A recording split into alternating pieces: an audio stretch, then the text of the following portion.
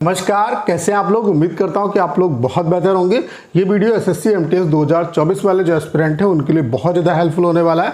इस वीडियो में हम बात करने वाले हैं कि टोटल आपके फॉर्म कितने फिलअप हुए, उसके अलावा इसका क्या इम्पैक्ट पड़ेगा आपकी कट ऑफ पे, क्या कट ऑफ जो है वो आपकी डिक्रीज हो सकती है, उस पर बात करेंगे। उसके अलावा पर सीट कंपटीशन कितना है, इस पॉइंट पे बात करेंगे। उसके अलावा आपकी एग्ज़ाम जो है, मतलब एग्ज़ाम डेट क्या हो सकती है, एग्ज़ाम कब हो सकता है, चूँकि अभी जो कैलेंडर अपडेट किया उसमें एग्ज़ाम के मंथ के बारे में बताया। तो यहाँ पे बात करेंगे कि एग्ज़ाम जो है आपका वो किस डेट से स्टार्ट हो सकता है। तो कंप्लीट इन्फॉर्मेशन आपको इस वीडियो के थ्रू मिलने वाली है। तो चलिए स्टार्ट करते हैं। वीडियो को स्टार्ट करने से पहले आप सभी को एक इन्फॉर्मेशन देना चाहता हूँ कि अगर आप एसएससी सीएचएसएल सीजीएल एग्जाम को क्वालिफाई करना चाहते हैं तो टाइपिंग की इंपॉर्टेंस बहुत ज़्यादा है।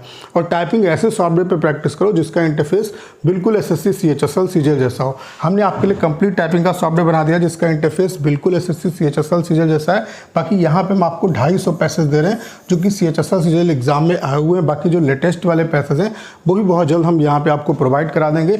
एक दिन का जो डेमो है वो आपका बिल्कुल फ्री है। मैं आप सभी से जरूर कहूँगा एक बार डेमो जो दीजिएगा। डेमो का लिंक डिस्क्रिप्शन और कमेंट बॉक्स में पिन किया हुआ है, वहाँ से आप डेमो दे सकते हैं। और अगर आप डेमो से सेटिस्फाई होते हैं तो अपना जो बेस्ट प्लान है वो परचेज कर सकते हैं।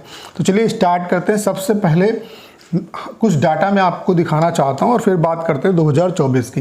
2020 की अगर हम बात करें तो 2020 में जो वैकेंसी थी वो 3972 थी और यहाँ पे जो फॉर्म पड़े थे वो 45 लाख पड़े थे। 2021 की अगर हम बात करें तो यहाँ पे 7739 वैकेंसी थी और जो फॉर्म पड़े थे वो 39 लाख पड़े थे, यानी कि थोड़े से कम पड़े थे। ठीक है।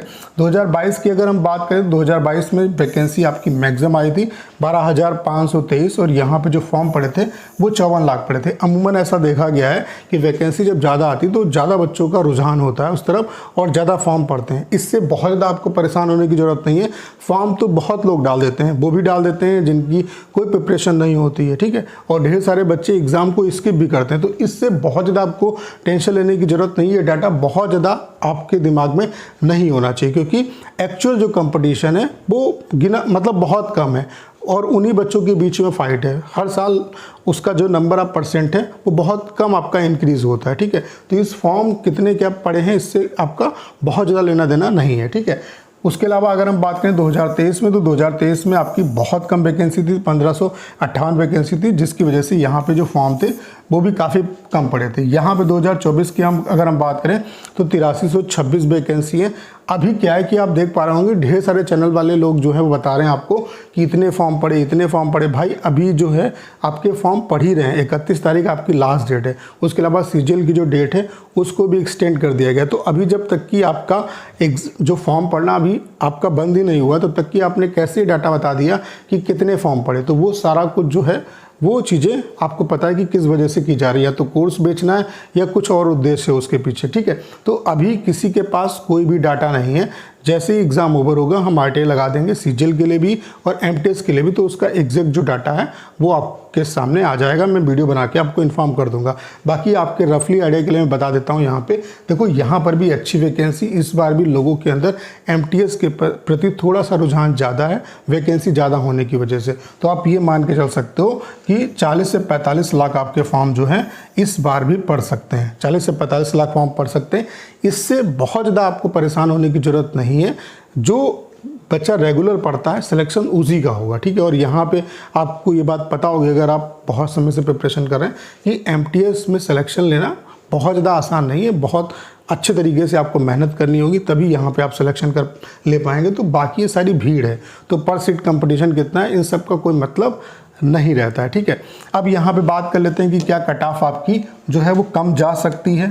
तो देखो, फॉर्म कम अगर पड़े हैं या ज़्यादा पड़े हैं इससे कट ऑफ का कोई लेना देना नहीं है। कट ऑफ दो चीज़ों पे स्पेशली डिपेंड करती है।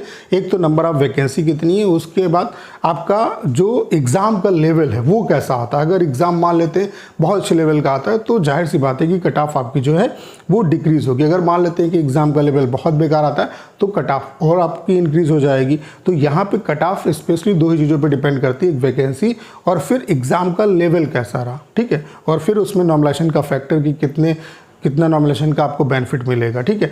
तो इन सब चीज़ों में अभी आपको उलझना नहीं है कि कट ऑफ बहुत कम जाएगी। और यहाँ पे जो जो जितनी भी कैटेगरी के बच्चे हैं, चाहे वो यूआर के हों, ओबीसी के हों, ईडब्ल्यूएस के हों, एससी एसटी हों, सभी को एक ही टारगेट आपको लेके चलना है, क्योंकि कट ऑफ में बहुत ज़्यादा डिफरेंस नहीं रहता, आपकी कट ऑफ स्टेट वाइज जाती है। तो सेफ साइड अगर मैं आपसे बात करूं तो आपको जो सेशन 2 के बेस पे सिलेक्शन होगा, लेकिन सेशन 1 में भी अपना 100% दे के आना।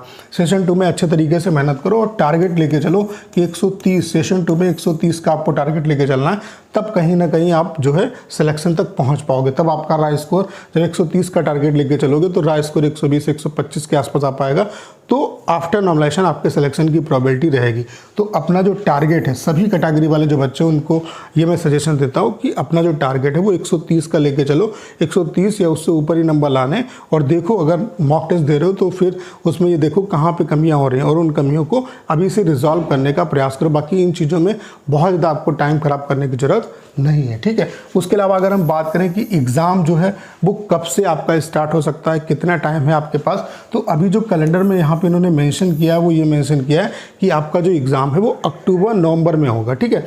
तो जब 2 आपके जो मंथ है वो मेंशन किए जाते हैं तो आप ये मान के चलो कि अक्टूबर के मिड के बाद ही आपका एग्ज़ाम स्टार्ट होगा। यानी कि आप ये देख लो यहाँ से कितना आपके पास टाइम है। तो अक्टूबर मिड के बाद स्टार्ट होगा, कुछ एग्ज़ाम अक्टूबर में होगा और शेष बचा हुआ जो एग्ज़ाम है वो नवंबर में होगा, ठीक है। यानी कि ये आपका जो एग्ज़ाम है वो सीजीएल के बाद ही आपका कंडक्ट कराया जाएगा, ठीक है।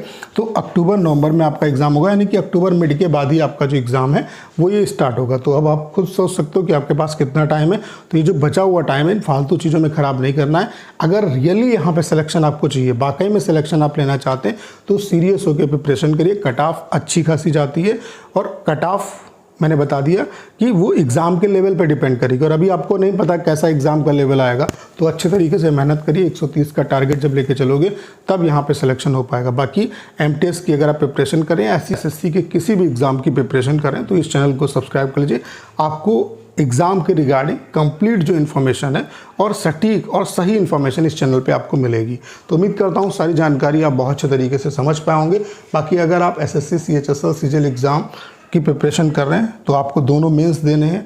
तो मेंस में टाइपिंग की इंपॉर्टेंस बहुत ज़्यादा है। टाइपिंग की प्रिपरेशन और कंप्यूटर की प्रिपरेशन अभी से करना स्टार्ट कर दो। हमने आपके लिए कंप्लीट टाइपिंग का सॉफ्टवेयर बना दिया जिसका इंटरफेस बिल्कुल एसएससी, सीएचएसएल, सीजीएल जैसा है। बाकी यहाँ पे हम आपको 250 पैसेज दे रहे हैं जो कि सीएचएसएल, सीजीएल एग्जाम में आए हुए हैं। तो उसके अलावा जो लेटेस्ट वाले पैसेज हैं वो बहुत जल्द यहाँ पे हम आपको प्रोवाइड करा देंगे। एक दिन का जो डेमो है वो आपका बिल्कुल फ्री है। मैं आप सभी से जरूर कहूँगा कि एक बार डेमो जरूर दीजिएगा। डेमो का लिंक डिस्क्रिप्शन और कमेंट बॉक्स में पिन किया हुआ है, वहाँ से आप डेमो दे सकते हैं। और अगर आप डेमो से सेटिस्फाई होते हैं तो अपना जो बेस्ट प्लान है वो परचेज कर सकते हैं। उम्मीद करता हूँ सारी जानकारी आप बहुत अच्छे तरीके से समझ पाए होंगे। करना क्या, इस वीडियो को साथ शेयर करना है। उसके अलावा अगर आप चैनल पर नए हैं और आपने अभी तक इसे सब्सक्राइब नहीं किया है तो प्लीज़ चैनल को सब्सक्राइब करना मत भूलिएगा।